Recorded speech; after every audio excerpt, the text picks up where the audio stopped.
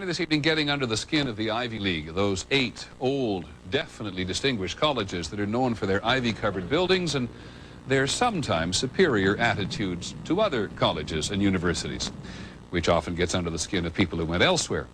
Yale University is 300 years old this year, and were you to visit its campus, you would see that it still has exotic clubhouses, which look like tombs where Yale's legendary secret societies meet. Their prestige and importance have largely evaporated, but the rituals are still a secret. And so when we heard that some enterprising characters had managed to spy on the famous Skull and Bones Society, well, we couldn't resist. Here's ABC's Dan Harris. The videotape provides a grainy glimpse into what appear to be the initiation rituals of a secret society that's been around since 1832, whose members have gone on to be leaders of Wall Street and the White House, the Senate and the Supreme Court. They're sort of trying to scare the initiates, make them, disorient them, frighten them. New York Observer investigative reporter Ron Rosenbaum accompanied a team of Yale students who shot these pictures 9 days ago. Rosenbaum's curiosity about Skull and Bones was permanently piqued when, as a classmate of George W. Bush, he lived right next to the Tomb, the group's heavily fortified home. From their perch, Rosenbaum and his cohorts taped the tomb's courtyard.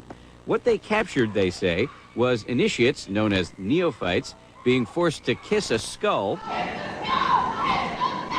then members performing a mock killing. It may look like your average fraternity nonsense, but Rosenbaum says it's not. Even though it may seem silly to us, it seems to mean something to them, and you can't argue with the success of Skull and Bones. True. Famous alums include senators John Kerry and John Chafee, to name 2, cabinet secretaries such as Averell Harriman, and 3 presidents, William Taft, George Bush, and George W. Bush, who's been reluctant to talk about Skull and Bones. Does it still exist? The thing is so secret, I'm not even sure it still exists. In recent years, by many accounts, the on-campus influence and allure of Skull and Bones has waned dramatically, and there is no proof that the rituals recently caught on videotape are the same ones performed by the current president.